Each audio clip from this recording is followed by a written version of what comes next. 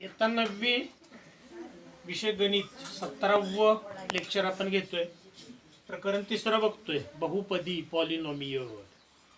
याच्यामध्ये आपण बहुपदीवरील क्रिया, operations on polynomials we learn in last period.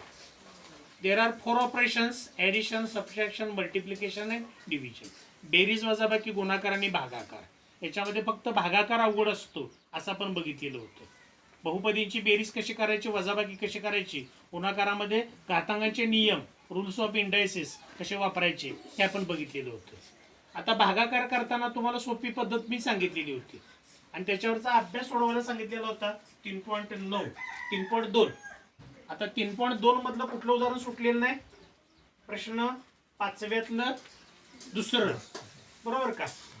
बघा, प्रश्न 5वा, क्वेश्चन नंबर 5 आणि त्याच्यातलं एक्झाम्पल दुसरं बघायचं आहे मला.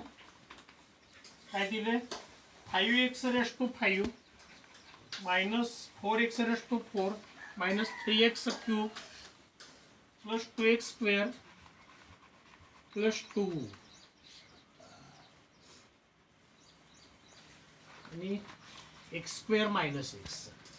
पहिल्या बहुपदीला दुसऱ्या बहुपदीनं भागा. उत्तर भाज्य बरोबर भाजक गुणिले भागाकार अधिक बाकी या स्वरूपात मांडा. परवाच्या तासाला मी तुम्हाला सांगितलं होतं की बहुपदींचा भागाकार थोडासा अवघड आहे, किचकट आहे, पण तो पुढे अभ्यासाला नाही बरं का. 10वीच्या वगैरे इयत्तेमध्ये याचा वापर नाही.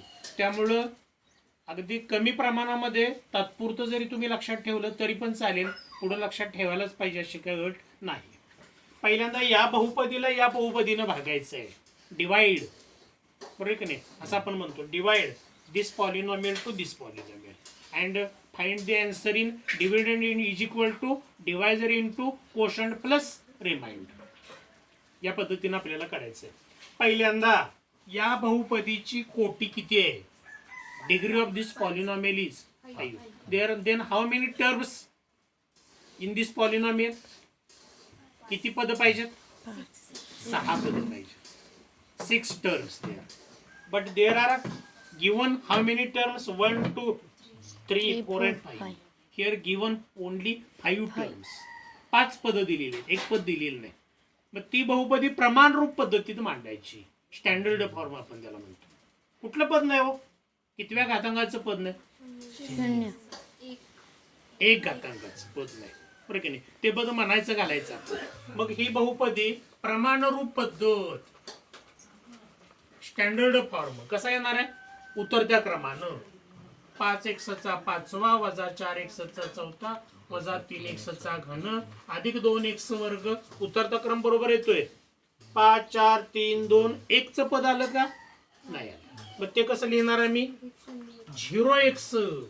0 मिळवल्यामुळे काय फरक पडतो का हो? नाही. प्लस 2 स्थिर पद, कॉन्स्टंट म्हणतो आपण त्याला. आता ज्यानं भागायचं आहे, डिवायझर आपण त्याला म्हणतो, जो भाजक आहे, त्याची कोटी किती? 2. Then how many terms in this polynomial? If degrees this polynomial is 2, then how many terms? किती पद असतात त्याच्यामध्ये? 3. But here given in how many terms? 2च पद दिले. तिसरं पद आम्हाला शोधावं लागेल.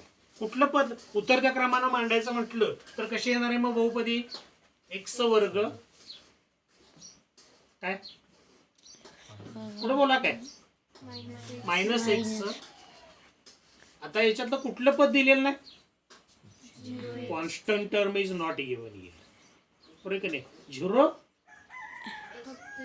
फक्त 0, x नाही येणार. एक्सचं पद आहे का याच्यामध्ये? फक्त 0 प्लस 0. मिळवल्यामुळे काही फरक पडला का? नाही. आता भागाकार करणं बघा सोपं आहे कसं. ही पहिल्यांदा बहुपदी मांडूया.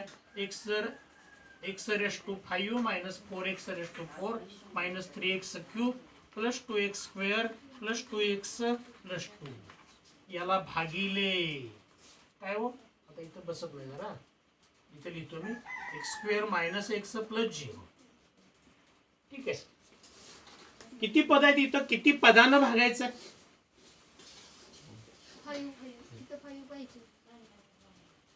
हा, इथं 5 पाहिजे. किती पदानं भागायचं? 3 म्हणजे इथली पण त्रिपदी घ्यायची, ट्रायनॉमियल घ्यायची, 3 पद इथली मांडूया.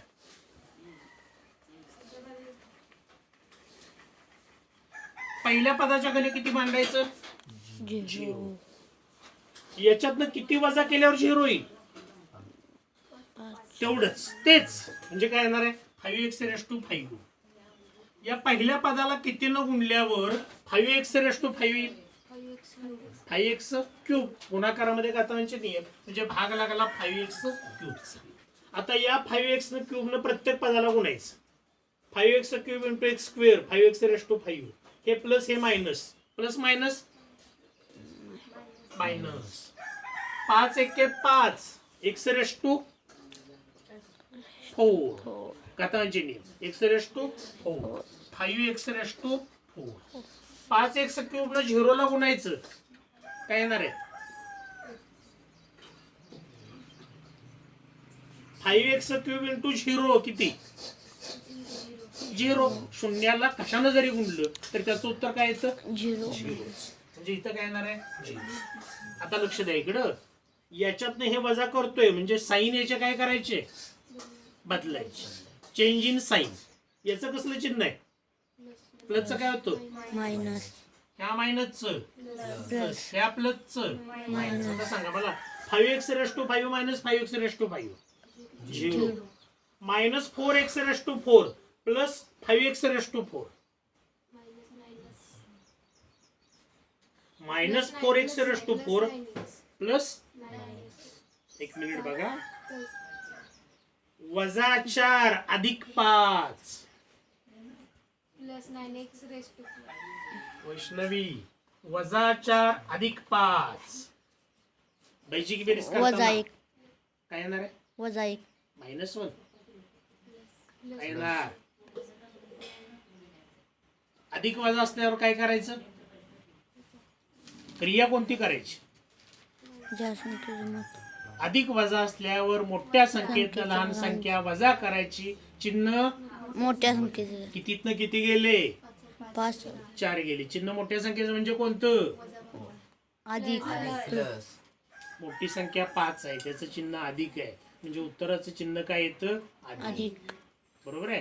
हे बेसिक आहे, सगळं लक्षात घ्या. एक लिहित नाही मी, x⁴ फक्त. बरोबर. 1 आलं इथं, 9 नाही आलं. 1. त्याच्या पुढचं पद येऊया. -3x³ -0 किती हो? -3x³ -0 -3x³. तसंच 0 मुळे काही फरक पडत नाही. -3x³. आता याच्यावर पुढचं पद घ्यायचं. 3 पद घ्यायचं. पुढचं पद काय? +2x². पहिल्या पदाच्या खाली 0 मांडूया. याच्यातनं किती वजा केल्यावर 0 येणार आहे? x⁴ आता एक मिनिट. इथं x⁴ यायला या x² कशानं गुणल्यावर x⁴ येईल? x² म्हणजे भाग गेला x². बरोबर आहे. या x² न प्रत्येक पदाला गुणूया. लक्ष इकडे द्या. x² × x² x⁴ x² × -x काय हो? चिन्ह कोणतं? हे मायनस आहे, हे प्लस आहे. चिन्ह कोणतं येईल? गुणाकारामध्ये प्लस मायनस मायनस. पटकन बोला. -x × x² x³ बरोबर का? x³. पुढं x² न 0 ला गुणलं 0x² + 0x². ठीक आहे. पुढं याच्यातनं हे वजा करायचंय. चिन्ह बदलायचं. इथं कसलं आहे? प्लसचं करणार आहे.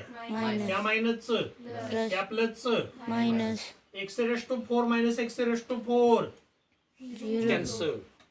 -3x³ + 1x³ किती हो? आता बोला. -3x³ + 1x³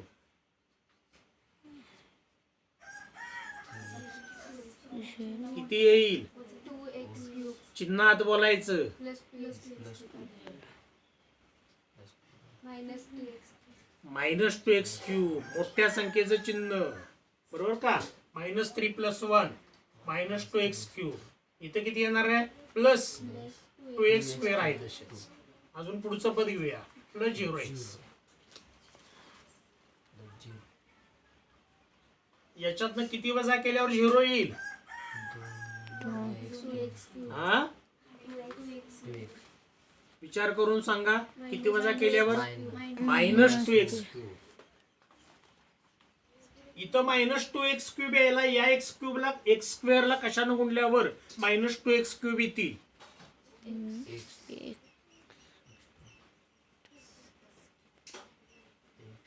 या x² ला कशानं गुणल्यावर -2x³ येतील?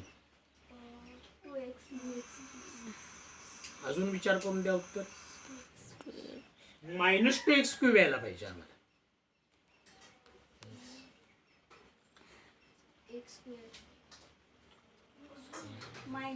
बरोबर आहे, -2x न गुणावं लागेल, कारण इथे चिन्ह वजा आहे, म्हणजे इथं काय आलं? -2x न गुणावं लागेल याला. बरोबर का? Plus minus minus -2x³. आता -2x न याला गुणूया. बघा इथं -2x न प्रत्येक पदाला गुणलं. -2x³ मायनस मायनस काय झाले हो इथं? प्लस. किती? 2x². 2 1 2 -2x × 0 0x. चिन्ह बदलायचे. काय होणार आहे? चिन्ह वजाचं काय होणार आहे? प्लस. ह्या प्लसचं काय होणार आहे? मायनस. ह्या प्लसचं मायनस. -2x³ + 2x³ काय होणार? कॅन्सल. +2x² -2x² काय येणार आहे? 0च की, cancel. 2x² -2x² cancel. 0 0 cancel. राहिलं काय मग आता? फक्त 2. बरोबर का? शेवटचं पद काय आलं? +2. याला काय म्हणणार आहे आम्ही? बाकी. बाकी, रिमाइंडर. हा काय आला? भागाकार. भागाकार, डिव्हिजन आपण याला म्हणतो. बरोबर आहे? आता उत्तर लिहिता येईल का नाही या पद्धतीनं? समजलंय का? बघा थोडस किचकट आहे, पण जमलं पाहिजे. चिन्हात पण महत्वाचं. तुम्ही इथं चिन्हाचा नाही विचार केला तर इथं चुकणार उत्तर. मग इथं बाकी तुमची वेगळी आली नाही का? म्हणजे हे पण तितकंच महत्वाचं आहे. गणितामध्ये चिन्हांना अनन्यसाधारण महत्व आहे, हे लक्षात ठेवलं पाहिजे. ठीक आहे, आता नाही शंका ना? सुटलेत सगळी.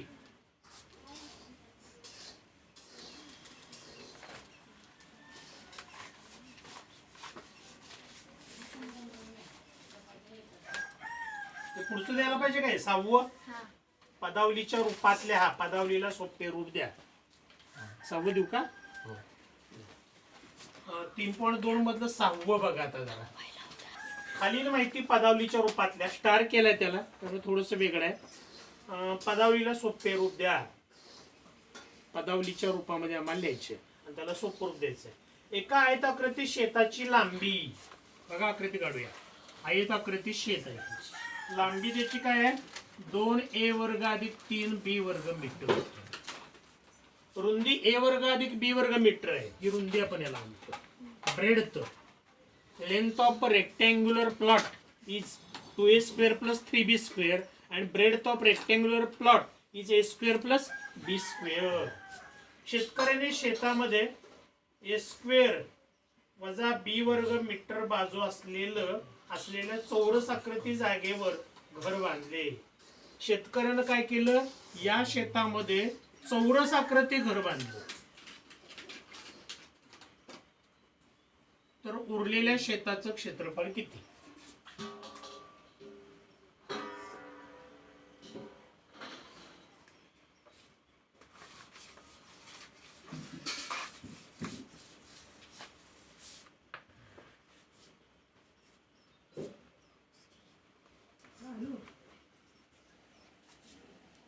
लक्ष द्या इकडे. आता बघा आपली जागा असते, बरोबर आहे का? व्यवहारातलं उदाहरण आहे. जागा आपली भरपूर असते. सगळ्याच जागेवर आपण घर बांधतो का? नाही बांधतो. त्याच्यामध्ये काही जागा मोकळी सोडतो का नाही आपण? कारण ग्रामीण भागामध्ये असलो किंवा शहरी भागामध्ये जरी असलो तरी पाठीमागं पाणी पाडायला पुढं अंगण असावं या उद्देशानं आपल्या ग्रामीण भागामध्ये कुठंतरी मग काय इतर काय आपल्याला करता येतं, परसबाग असावी, या उद्देशाने आपण जागा सोडतो. आता आयताकृती प्लॉट हा असा आहे, बरोबर का? याच्यामध्ये आम्हाला या करायचं चौरस आकृती घर बांधायचं आहे. चौरस म्हणजे काय? चारी बाजू समान आणि काय काटकोन असतात, बरोबर आहे का? आता चौरस आकृती म्हणजे चारी बाजू समान पाहिजेत. जेवढी लांबी आम्ही धरणार आहे तेवढीच त्याची रुंदी असणार आहे. आयतामध्ये काय असतं? समोर समोर बाजू समान समान असतात, म्हणजे लांबी ही जास्त असते, रुंदी काय असते? कमी असते, बरोबर आहे का? आता ही आयताकृती जागा, याच्यात एवढ्या आकाराचं घर बांधायचं, एवढ्या चौरस आकृती, उरलेल्या जागेचं क्षेत्रफळ काढायचं आहे आम्हाला. पहिल्यांदा काय करावं लागेल? या आयताचं क्षेत्रफळ काढावं लागेल का नाही? काय सूत्र? लांबी गुणिले रुंदी. Area of rectangle is equal to आयताचे क्षेत्रफळ, बरोबर. काय सूत्र? लांबी गुणिले रुंदी. Length into breadth, area of rectangle, बरोबर. काय काय लांबी याची? क्षेत्रफळ बरोबर काय? लांबी काय? 2a वर्ग अधिक 3b वर्ग गुणिले a वर्ग अधिक b वर्ग. या आयताचं क्षेत्रफळ आलं. आता जागेमध्ये घर बांधायचंय ती जागा चौरस आकृती आहे, म्हणजे चौरस आकृती जागेचं क्षेत्रफळ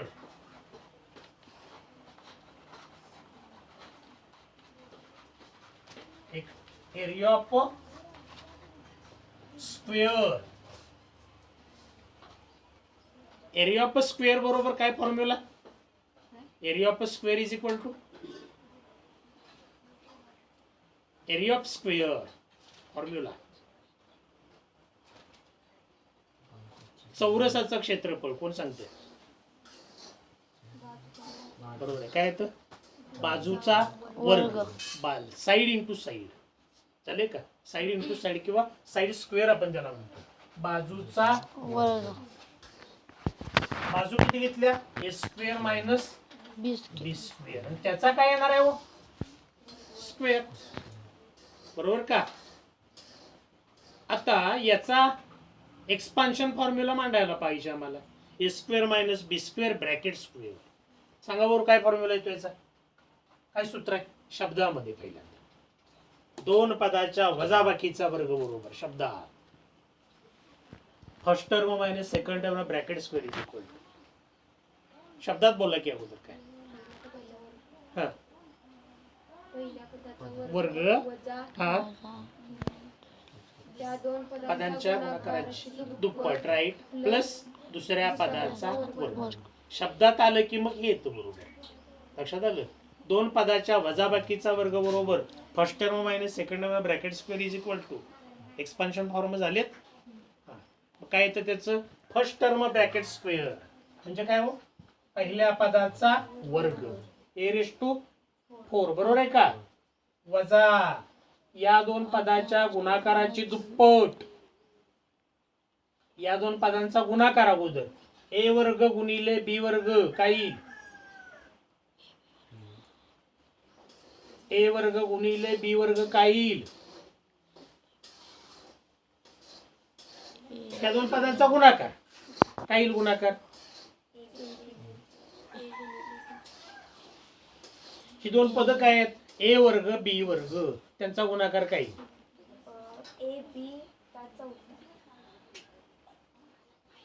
ही दोन पद आहेत ए वर्ग गुणिले बी वर्ग, याचा गुणाकार काही.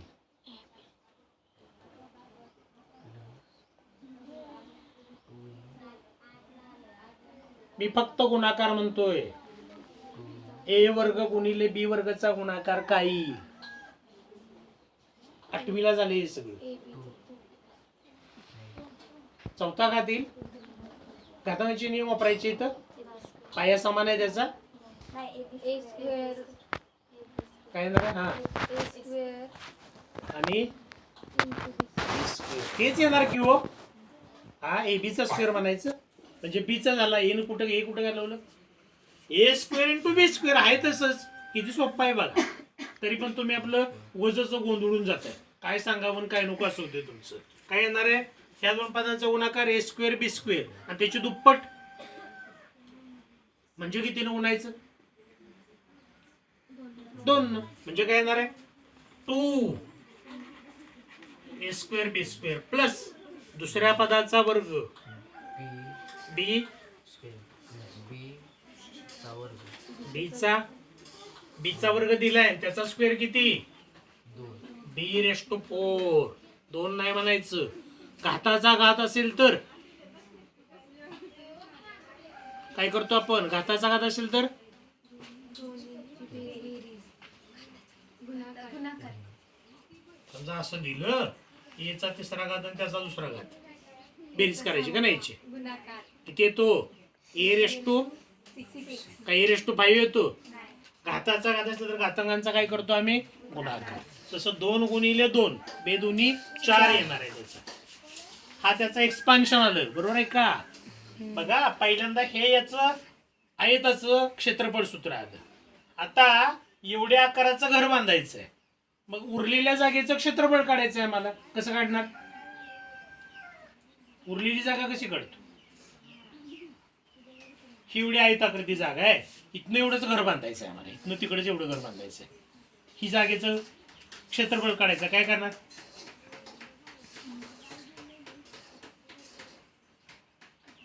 काय करणार ह्या सगळ्या जागेच्या क्षेत्रफळातनं घराच्या जागेचं क्षेत्रफळ का बे मिळवणार वजा करणार मग हे सगळ्या जागेचं क्षेत्रफळ म्हणजे काय हो उरलेल्या जागेचं क्षेत्रफळ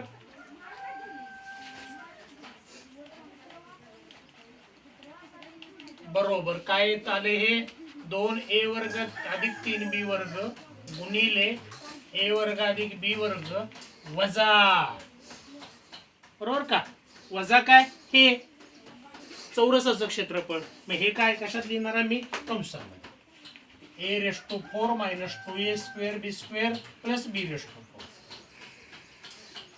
आता हा गुणाकार अगोदर करूया कसा हो 2a वर्ग अधिक 3b वर्ग गुणिले a वर्ग अधिक b वर्ग प्रत्येक पदाला गुणायचं 2a वर्ग गुणिले a वर्ग बरोबर आहे 2a चा चौथा पुढे बोला 2a वर्ग गुणिले b वर्ग 2a वर्ग इंटू b बरोबर आहे 2a वर्ग b वर्ग 3b वर्ग गुणिले a वर्ग किती 3 प्लस 3 a वर्ग b वर्ग नाही का b वर्ग a वर्ग म्हणजे a वर्ग b वर्ग 3b वर्ग गुणिले b वर्ग 3b चौथा का 3b रेस टू 4 त्या कंसाच्या पाठीमागे चिन्ह कसलं आहे त्यामुळे आतली चिन्ह या अधिकचं काय होणार आहे वजा किती a रेस टू 4 ह्या वजाचं अधिक किती हो 2a वर्ग b वर्ग ह्या अधिकचं वजा b raise to like term सांगा लाईक टर्म 2a चा चौथा घात आणि कुठे आहे वजा a चा चौथा घात किती हो 2a चा चौथा घात वजा 1a चा चौथा घात किती 2a चा 2a चा चौथा घात वजा a चा चौथा घात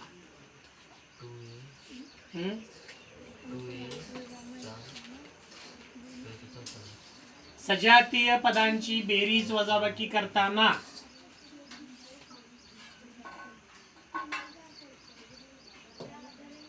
दोन a चा चौथा घात वजा 1a चा चौथा घात किती येणार आहे दोन किती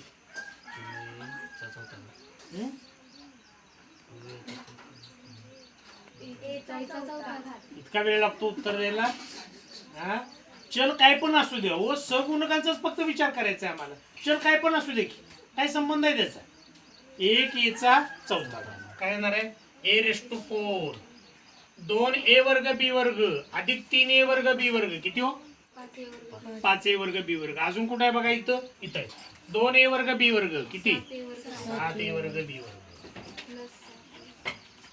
अजून काय राहिले 3b चा चौथा घात वजा b चा चौथा घात ओंकार सांग किती 3b raise to 4 minus b raise to 4 हा 3 बीचा चौथा घात वजा 1 बीचा चौथा घात किती जा 2 बीचा चौथा 3 बीचा चौथा घात वजा 1 बीचा चौथा घात 2 बीचा चौथा घात तीनात एक गेले. अहो सोप्पा आहे की हे बरोबर का नाही. 3 2 बीचा उरलेल्या जागेचं क्षेत्रफळ एवढं असेल.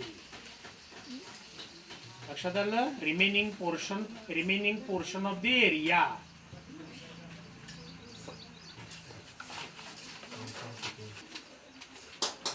तुम्हाला सोडवायला उदाहरण देतो. ठीक आहे. शंका काही नाही आता बरोबर का. पुढचा भाग बघायचा आपल्याला संश्लेषक भागाकार.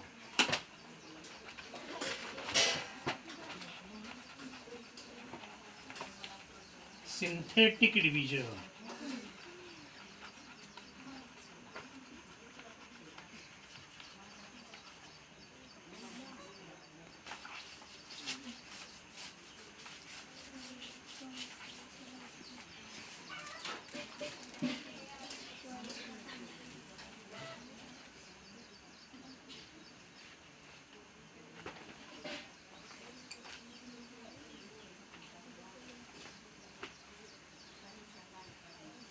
एकच उदाहरण सोडून देणार आहे तुम्हाला फक्त. संश्लेषक भागाकार synthetic division. Operations on polynomial आपण बघितलं. बहुपदीवरील क्रिया बेरीज वजाबाकी गुणाकार भागाकार. याच्यामध्ये भागाकार क्रिया ही थोडीशी अवघड आहे, किचकट आहे. मात्र संश्लेषक भागाकार ही जी क्रिया आहे ती अतिशय सोपी आहे. एक वेगळी कृती त्याला वापरायची आणि त्या पद्धतीने सोडवायचं आहे. आता एक उदाहरण घेऊया. म्हणजे बघा काय करायचं म्हणजे हे कळेल तुम्हाला. 2y⁴ minus 3y³ plus 5y minus 4 भागिले y minus 1 हा भागाकार करा.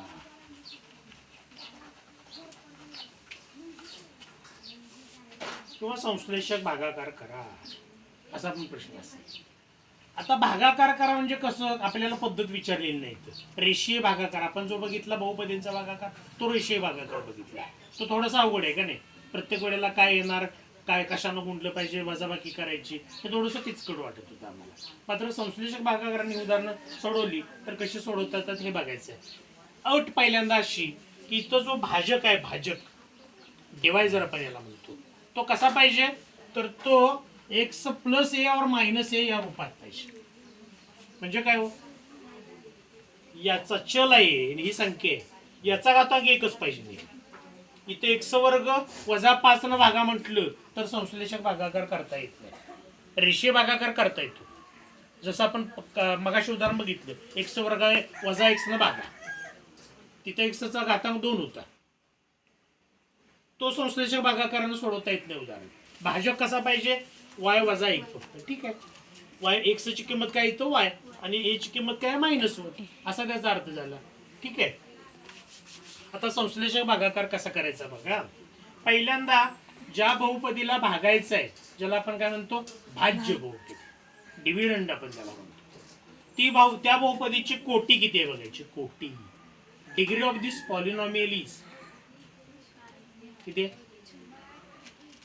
किती आहे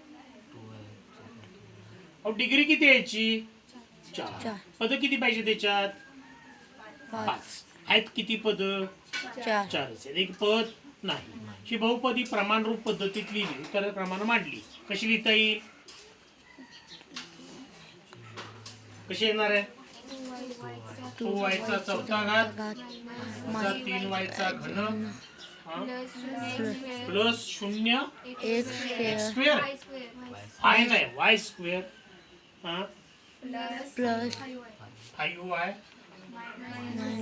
आता बघा बरं झाली का 5 पदामध्ये झाली. 1 2 3 4 आणि 5. पुढे याला भागिले किती y वजा 1. आता लक्ष द्या. पहिल्यांदा ही बहुपदी काय प्रमाणरूप पद्धतीत लिहायचं काही काम नाही, असतेच. नसेल तर भागाकार करता येत नाही मला. ठीक आहे. लक्ष द्या इकडे. आता या बहुपदीचं सहगुणक रूप मांडायचं, कोइफिशियंट फॉर्म. काय हो सहगुणक रूप परवाच्या तासाला आपण बघितलंय कोइफिशियंट फॉर्म. काय काय सहगुणक येणार आहे सांग. प्लस टू समजा सांगा सहगुणक याचे सांगायचे काय काय बोला की. सहगुणक रूप काय काय येईलच उत्कर्ष सांग. प्लस टू हा स्वल्पविराम बरोबर आहे. -3 पुढे बोला. प्लस झिरो झिरो प्लस +5 आणि सहगुणक सांगायचे होते फक्त. काहीच अवघड नव्हतं का नाही. फक्त सहगुणक सांगायचे त्याचे. आता लक्ष द्या इकडे. हे सहगुणक मी स्वल्पविराम टाकून लिहिले. हे सहगुणक काय करायचे ओळीनं अंतर सोडून एका पुढे एक मांडायचे. 5 याच्या जवळ एक रेघ मारायची. डावीकडच्या बाजूला उभी रेघ एक मारली. ठराविक अंतर सोडून एक आडवी रेघ मारायची. ठीक आहे. भाजक भाजक आपण ज्याला काय म्हणतो डिवायझर. किती आहे हो भाजक. y - 1 y - 1 बरोबर 0 मानायचं. म्हणून y बरोबर -1 पर्यंत गेल्यावर काय होईल प्लस. ही y ची किंमत आली. ही किंमत इथं मांडायची 1. आता लक्ष द्या इकडे बघा. काय काय केलं सहगुणक रूप मांडलं. आता वर बघा इकडे नंतर लिहून घ्या. हे सहगुणक रूप मांडलं ओळीनं. भाजक इथं घेतला त्याच्यावर 0 मांडलं. त्याच्यावरनं चलाची किंमत काढली. आता हे पहिल्यांदा 2 आहे तसंच मांडायचं. याचा आणि याचा गुणाकार करायचा आणि तो इथं मांडायचा. 2 1 2 प्लस आहे का नाही. काय द्यायची गरज नाही चिन्ह. यांची बैजिक बेरीज -3 + 2 किती हो -1 -1. मोठ्या संख्येतनं लहान संख्या वजा करायची. मोठ्या संख्या चिन्ह मोठ्या संख्ये याचा आणि याचा गुणाकार करायचा. पुन्हा तो इथं मांडायचा. किती येणार आहे -1 प्लस मायनस मायनस. 0 - 1 किती हो मायनस किती -1. गुणाकार नाही करत आम्ही बैजिक बेरीज करतोय. यानं याला गुणायचं. किती येणार आहे गुणाकार -1. तो इथं मांडला -1. 5 - 1 किती प्लस. 4 यानं याला गुणायचं. किती येणार आहे 4 +4. -4 + 4 किती हो 0. शेवटच्याला ब्लॉक घालायचा. जी काही किंमत येईल त्याला ब्लॉक घालायचा बरं का शेवटच्याला. याला काय म्हणतो आम्ही बाकी. Remainder. It is called remainder. म्हणजे इथं बाकी आली ही 0. काढायला सगळ्याच वेळेला 0 येतं असं काही नाही. नाही. बरोबर. आता आम्हाला काय करायचं आहे भागाकार मांडायचा आहे. भागाकार कोशंट आपण त्याला. आता शेवटच्या पदाला ब्लॉक केलं. राहिली पद किती 1 2 3 4 पुरे का नाही. हे चल रूपात लिहायचे आम्हाला. इंडेक्स फॉर्म मध्ये मांडायचे. 1 2 3 4 सहगुणक आहे. सहगुणक रूप कशात मांडायचं आहे मला घात रूपात मांडायचं आहे. Index form. चल कोणता आहे याच्यामध्ये मग 1 2 3 4 पद आहेत. कोटी किती असली पाहिजे 3. म्हणजे पहिलं पद काय बरोबर आहे 2y³. दुसरं पद काय येईल -1 लिहितो का आम्ही नाही. -y². पुढे काय येईल -y. पुढे काय येईल +4. आणि याची बाकी किती आली हो 0.